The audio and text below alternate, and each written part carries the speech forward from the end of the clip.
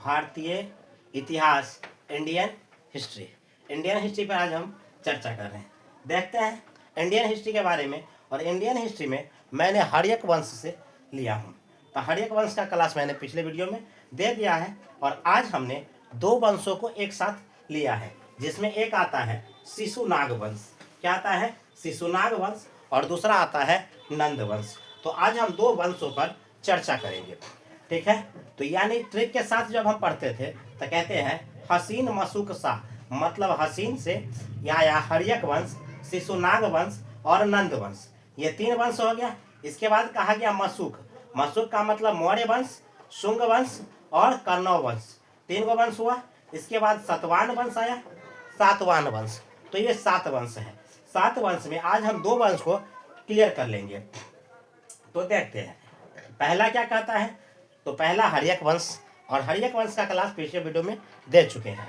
अब अगला वीडियो में है, तो आज इसका सेकेंड वीडियो है। तो इसमें है शिशुनाग वंश और नंद वंश पर आज हम चर्चा करेंगे, देखेंगे। चलिए, ये परीक्षा के दृष्टि से है और ज़्यादा पूछा जाता है इस सबसे, कारण मौर्य वंश, नंद वंश, इस सबसे तो ज़्यादा क्वेश्चन बनता है, ठीक है। तो आ जाते हैं हम, क्या है, शिशुनाग वंश पर देख लेते हैं। ये सब छोटा छोटा वंश है, तो इसमें ज़्यादा राजा नहीं हुए हैं। देखते हैं तो क्या कहता है शिशुनाग वंश। देखिए, शिशुनाग वंश 412 से लेके और 334 ईस्वी तक हुआ था। 412 ईस्वी से लेकर के 334 ईस्वी के बीच में यह वंश चला था, जिसको शिशुनाग वंश कहा गया था। संस्थापक शिशुनाग थे। शिशुनाग इसके क्या थे? संस्थापक थे। राजधानी कहाँ बनाया था? तो राजधानी पाटलीग्राम। इसने अपने राजधानी को पाटलीग्राम बनाया था, जो वैशाली में। पाटलीग्राम से बदल करके कहाँ ले गए थे? वैशाली। कौन? शिशुनाग। पहले पाटलिपुत्रा इसकी राजधानी हुआ करते थे, लेकिन इसकी राजधानी को कहाँ ले गए थे? शिशुनाग, वैशाली में ले गए थे, ठीक है। तो वैशाली के तरह इसे क्या अब कहते हैं? इसका अधिकार क्षेत्र या अवंती अधिकार कहाँ? तो इसने अधिकार 2 शासन पर किया था, एक अवंती तथा वत्स्य राज पर। कितने पर किए थे? 2। एक अवंती तथा वत्स्य राज पर क्या किया था? इसने अधिकार कर दिया था। अब कहा गया शिशुनाग वंश। देखिए, ये शिशुनाग है और शिशुनाग का शासन काल का समय, तो इन्होंने अपने शासन में किस पर? तो बंगाल तथा मालवा के मैदान तक। कहाँ ले गया था? बंगाल तथा मालवा के मैदान तक ले गया था। कौन को? तो शिशुनाग वंश। इस वंश के अगला शासक कौन? कालाशोक कहा जाता है। अगला शासक किसको कहा जाता है? कालाशोक को।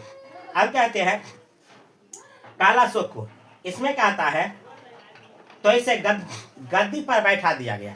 यानी अगर इस वंश का अगला शासक कालाशोक, जिससे क्या किया गया? मगध के गद्दी पर बैठाया गया था। अब कालाशोक के बारे में हम क्या कहते हैं? तो कालाशोक क्या बनाए थे? कालाशोक का कार्य देखिए। कालाशोक के कार्य कहा कि इसने राजधानी को परिवर्तन नहीं किया। राजधानी को पुनः कहाँ लेके आया? पटना। पहले वैशाली लेके गया था, वह उसको फिर से उठा के कहाँ ले आया? पाटलिपुत्रा में लाकर के स्थापित कर दिया। और द्वितीय बौद्ध संगीत वैशाली को बनाया। दूसरी बार जो बौद्ध को संगीत दिया गया, तो उसे कहाँ बना दिया? वैशाली में बना दिया। इसके बाद कहता है यह ब्राह्मण वंश का प्रथम संस्थापक था। ब्राह्मण समाज के राजा या प्रथम संस्थापक तो किसको कहा गया? कालाशोक को कहा गया। लेकिन इसकी चर्चा क्या है? पुराण के अनुसार क्षत्रिय था। क्या है? पुराण में इनकी चर्चा क्षत्रिय से है, लेकिन यह क्या था? पेशे से ब्राह्मण था, इसलिए प्रथम ब्रह्म संस्थापक कहा गया। इसको ब्रह्म के संस्थापक कहा गया। इस वंश का अंतिम शासक जो हुआ, नंदी वर्मन हुए थे। किसका? कालाशोक यानी शिशुनाग वंश का अंतिम शासक नंदी वर्मन हुआ था। नंदी वर्मन की हत्या महापद्मनंद ने किया था, ठीक है। महापद्मनंद ने किया था। यह एक शूद्र जाति के थे। शूद्र जाति के महापद्मनंद थे। और यह शिशुनाग वंश या नंद वंश के क्या थे? संस्थापक कहिए। शिशुनाग वंश नंद वंश के संस्थापक। शिशुनाग वंश को हटाया गया और यहाँ पर कौन वंश लाया गया? नाग वंश यानी नंद वंश की स्थापना हुआ। चलिए, तो अब हम चर्चा कर लेते हैं किस पर? नंद वंश पर। देखिए, ये नंद वंश है। नंद वंश की स्थापना 344 ईस्वी में हुआ और इसकी समाप्ति या कह लीजिए ये चला कहाँ तक था? 323 ईसा पूर्व तक। 344 से 323 ईसा तक चला था नंद वंश। जबकि वही क्या कहा गया, शिशुनाग वंश 412 से लेके 334 तक चला था। ठीक है, इसके बाद 323 ईसा पूर्व में नंद वंश के संस्थापक कहिए, नंद वंश के संस्थापक किसको कहिएगा, तब महापद्मनंद। महापद्मनंद जाति से शूद्र थे और शूद्र जाति में अच्छा योग्य हो जाना बहुत प्रलय वाली बात होती थी। और पहले जमाने में और जाति और चरम सीमा पर छुआछूत तो चरमो उत्कर्ष पर थी, इतना चरमो उत्कर्ष पर थी कि नीची जाति के लोग ऊंची जाति के लोग के सामने खड़ा होने का भी सामर्थ्य नहीं रखता था, जिसके कारण यह बहुत ज़्यादा, यह कहिए दुराचारियों से यह परेशान था। ठीक है, जिसके कारण यह बहुत ज़्यादा क्या किया था, क्षत्रियों का संहार किया था। ठीक है, संस्थापक महापद्मनंद है, जाति के शूद्र थे और इन्होंने सर्व क्षत्रक कहा जाता है। सर्व क्षत्रक का मतलब क्या होता है, जो क्षत्रियों को नाश कर दे उसे सर्व क्षत्रक कहा जाता है। जैसे इसको कहा गया क्षत्रियों के नाश करने वाले को क्षत्रिय नाशक कहा गया या सर्व क्षत्रक कहा गया। यह उपाधि धारण किया था। ठीक है, उपाधि धारण किया था, मतलब इसे भार्गव भी कहा जाता है। भार्गव यानी परशुराम। परशुराम ने शपथ लिया था कि मैं तब तक इस धरती पर जिंदा रहूंगा और तब तक चैन से नहीं बैठूंगा जब तक इस धरती को, इस पृथ्वी को क्षत्रियों से विहीन न कर दूं। और गुरु परशुराम ने फरसा उठाया और पूरे धरती से क्षत्रियों का क्या किया था, नाश कर दिया था। क्योंकि एक क्षत्रिय राजा की किया धरा सारे क्षत्रिय राजा को भोगना पड़ा था, क्योंकि उसकी माँ की हत्या एक क्षत्रिय राजा ने किया था। ठीक है, इसलिए वह संपूर्ण इस धरती से कहा क्षत्रिय जाति को ही क्या करेंगे, हम नाश कर देंगे। ठीक है, और वही उपाधि इसने धारण किया, यानी इसको क्या कहा गया, सर्व क्षत्रक कहा गया था। अब कहते हैं इस वंश की जाति, इस वंश की जाति जो था वह नाई था। कौन नाई, बोले तो हजाम जाति से, हजाम जाति से थे। ठीक है, नाई को पहले नापित कहा जाता था, तो ये नापित थे। कौन, तो यही इस नंद वंश के संस्थापक यानी नाई जाति से थे, इसे नापित कहा जाता है। ठीक है, यह बहुत योग्य थे और इसे क्या कहा जाता था, नाई जाति में एकदम क्रूर शासक, महापद्मनंद को क्रूर शासक कहा जाता है। ठीक है, क्रूरता में। इसके बाद आ जाइए, अब क्या है, राजनंद। तो इसमें दिया गया है राजा नंद, क्या कहा गया, राजा नंद के प्रधानमंत्री। ठीक है, इसका प्रधानमंत्री को क्या कहा जाता था, अमात्य राक्षस। अमात्य राक्षस, महापद्मनंद राजा, वो राजा थे और राजा के जो प्रधानमंत्री होते, प्रधानमंत्री पहले विचारकर्ता को बोला जाता था, जितना से सलाह मशवरा लेते थे, तो उसे क्या कहा जाता था, प्रधानमंत्री। तो इसका प्रधानमंत्री कौन था, अमात्य राक्षस। कौन था, अमात्य राक्षस। अब इसे कहेंगे अमात्य राक्षस के आदि, अमात्य राक्षस कि असली नाम जो था ना वह विष्णुगुप्त था। असली नाम क्या था, विष्णुगुप्त था। तो विष्णुगुप्त के अंतर कहा गया और इसे प्रशासनिक प्रथम शासक के रूप में महापद्मनंद थे। ठीक, महापद्मनंद के अंतर्गत क्या रखा गया, केंद्रीय शासन। केंद्रीय शासन या विष्णुगुप्त प्रथम महापद्मनंद थे, यह केंद्रीय शासक के जनक इसको कहा गया। ठीक है, केंद्रीय शासक के जनक। अब कहते हैं, देखिए महापद्मनंद इस वंश के दौलत और धन संग्राही था, यूं कह लीजिए कि लालची था, बहुत ज्यादा यह लालची थे। इनको धन और दौलत की लालच बहुत ज्यादा मिलता था। धन दौलत की लालच ज्यादा मिलने के कारण इसे क्या कहा जाता था, लालची कहा जाता था और धन संग्राही भी इन्हें कहा जाता था। अब कहते हैं, तो देखिए इसकी चर्चा किसमें है, तो सबसे पहले इनके समय में एक चीनी यात्री आया था। चीनी यात्री, महापद्मनंद इस वंश के धन दौलत को संग्रह करने वाला चीनी यात्री जिसका नाम हेनसोंग था। क्या नाम था, हेनसोंग। यह हेनसोंग ने आया और क्या कहा, महापद्मनंद के विचारधाराओं से प्रभावित हुआ। ठीक है, और कहा कि यह कैसे चलता है, क्या है, और इसके क्रूरता और इसके बारे में लिखा, बताया। लेकिन इस वंश में भी इससे भी क्रूर शासक हुए। ठीक है, क्रूर, यहाँ अराजकता की अब होने लगी। अराजकता मतलब एक तरह से लोग, जनता उबने लगे। ठीक, राजधानी किसको बनाया था, महापद्मनंद ने पाटलिपुत्रा को ही रहने दिया। द्वितीय शासक कौन आया, पांडुक आया। द्वितीय शासक पांडुक बना, लेकिन इनको क्या कहा गया, भार्गव। द्वितीय शासक पांडु को बना, और इनको क्या कहा गया, भारवक। किसको, महापद्मानंद को। यह अवतार किसका था, परशुराम का अवतार था, जिन्होंने केवल क्षत्रियों को नाश करना जानते थे। ठीक है, इस वंश के समय राजनीति एकदम शक्तिशाली हो चुका था। कहाँ का, मगध का।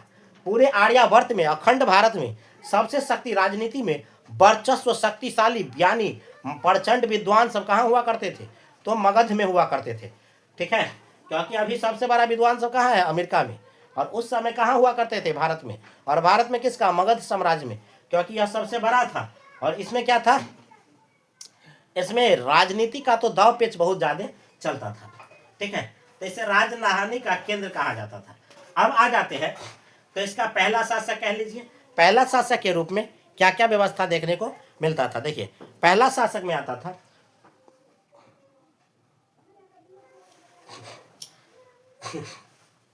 पहला शासक राजधानी के अंतर्गत रखे जाते थे, इसके कहा गया पहला शासक।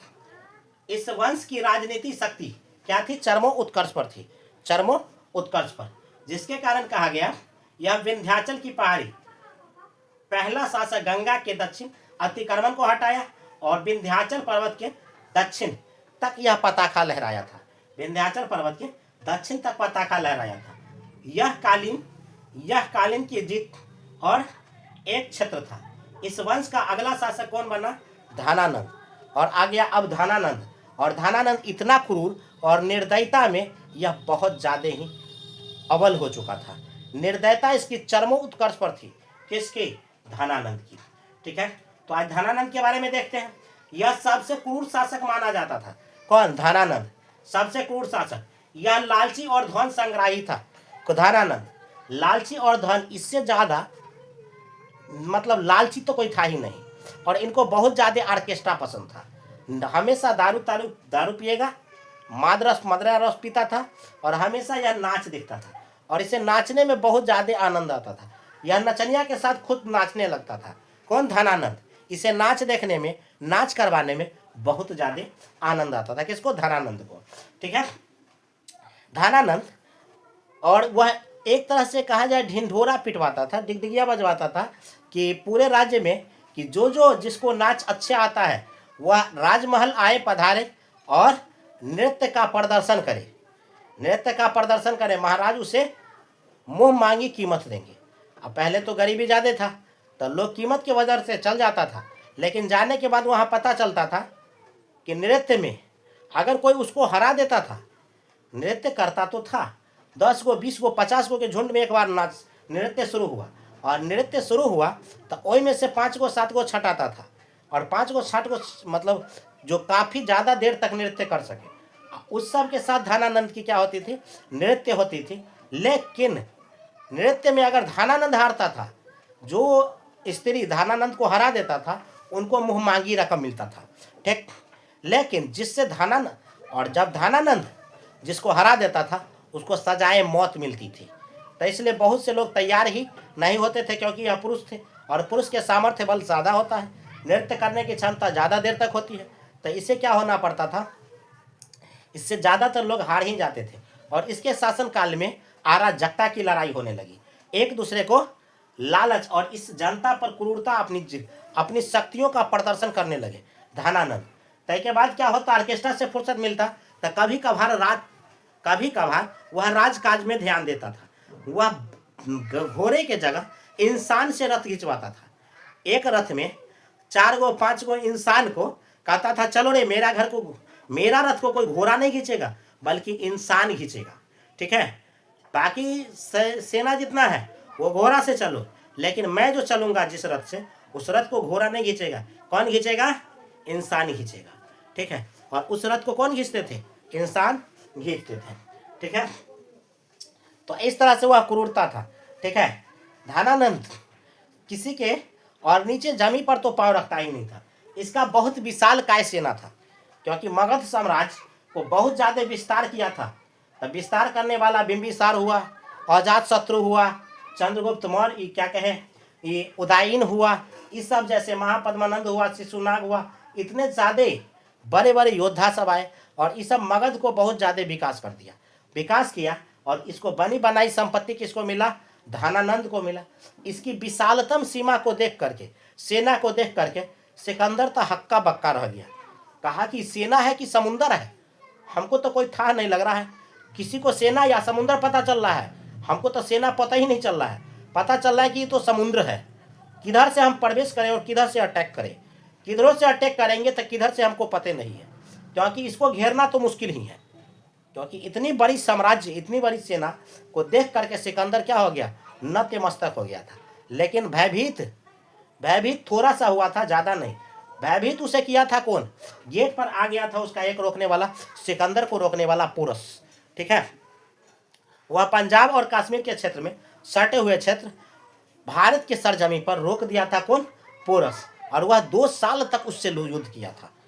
एक छोटे से साम्राज्य के राजा और उतना बड़ा विश्व विजेता सिकंदर को छोटे से साम्राज्य के राजा सोचने पर विवश कर दिया कि आखिर युद्ध कैसे जीती जाए। और सोचने पर विवश कर दिया, जिसको बड़े बड़े राजाओं को सिकंदर ने यूं झुका दिया और कहा कि वह 16 साल में सिकंदर युद्ध करने के लिए मैदान में उतरा तो था, लेकिन वह रहा नहीं। यूँ कह लीजिए 59 में उनका जन्म हुआ और 23 में मर गया। तो यूँ कह लीजिए 59 में जन्म हुआ और 23 में इनकी डेथ हो गई। तो कितने साल तक रहा? तो कहिए 6 और 3 36 साल तक। कितने साल तक रहे? 36 साल तक वह मात्र जिंदा रहे थे। अब 36 साल में उन्होंने तलवार का उठाया था तो पहली लड़ाई जीता था क्या? तो 16 साल की उम्र में वह पहली लड़ाई जीता था और 20 साल तक वह युद्ध में भाग लिया। और इसके बाद 20वीं साल में उसकी क्या होती है? मृत्यु हो जाती है। तो सिकंदर पर हम अलग से वीडियो पर पढ़ेंगे, तब तक हम इसको देख लेते हैं। कौन? धनानंद को देख लें।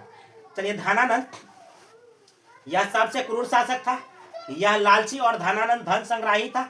सिकंदर के आक्रमण के समय यह नंद वंश शासक चरमोत्कर्ष पर था और इसके शासक धनानंद थे। ठीक है, धनानंद। अब धनानंद वे ऐसा धनानंद जिसको चाणक्य जैसा व्यक्ति उसके दरबार में गया था तो उसको झोंटा पकड़ करके, टिकी होता है ना, वह बाल को पकड़ करके सिखा। पहले टिकी को बड़ा ब्राह्मण लोग जो होते थे वह सिखा को इतना मोटा में रखते थे और उसे गिड्ढा बांध कर रखते थे, बाल बड़ा रखते थे। तो उसको टिक्की पकड़ करके बाहर कर दिया था। ठीक है, किसको? चाणक्य को। या गुरु जी थे, इसको अपमान करके बाहर भेजे थे। हालांकि कोई भी हो, लेकिन गुरु तो गुरु होता है। तो गुरु को इन्होंने क्या किया था? सिक्का पकड़ के यानी चोटी पकड़ के बाहर फेंकवा दिया था, जिसके कारण कहता है कि तुमने मेरी शिखा खोली है। आज ये खुले शिखा की शपथ लेकर मैं कसम खाता हूँ कि पूरे मगध साम्राज्य से जब तक धनानंद को उखाड़ न फेंकूंगा, जब तक इस वंश को समाप्त नहीं कर दूंगा, तब तक मैं आज के बाद कभी शिखा नहीं बांधूंगा। और उसका शिखा हमेशा क्या रहने लगा? तब से खुला रहने लगा। ठीक है, तो ये चाणक्य हो गया। चाणक्य। अब आ जाते हैं चाणक्य के बारे में। इनकी नीति के कारण सिकंदर को वापस लौटना पड़ा था। चाणक्य ने अपने आप को होशियारी या बुद्धिमत्ता का प्रयोग किया। कहा धनानंद तो हमारा घर का दुश्मन है, लेकिन सिकंदर अभी विदेश से आया है, हमें पहले किसको भगाना होगा? सिकंदर को भगाना होगा। चाणक्य को हम देखेंगे, लेकिन कब देखेंगे? बाद में देखेंगे। अभी हमको किसको भगाना है? किसको? सिकंदर को। और सिकंदर को वापस लौटना पड़ा था। ठीक है, इसके बाद आ जाते हैं सिकंदर। किंतु धनानंद चाणक्य के अपमान को भूला नहीं था। धनानंद चाणक्य को अपमान किया और चाणक्य ने उस अपमान को भूला नहीं। ठीक है, इनका प्रिय शिष्य चंद्रगुप्त मौर्य हुआ था। किसका? धनानंद का सबसे प्रिय शिष्य जो था वह चंद्रगुप्त मौर्य था। ठीक है, इनके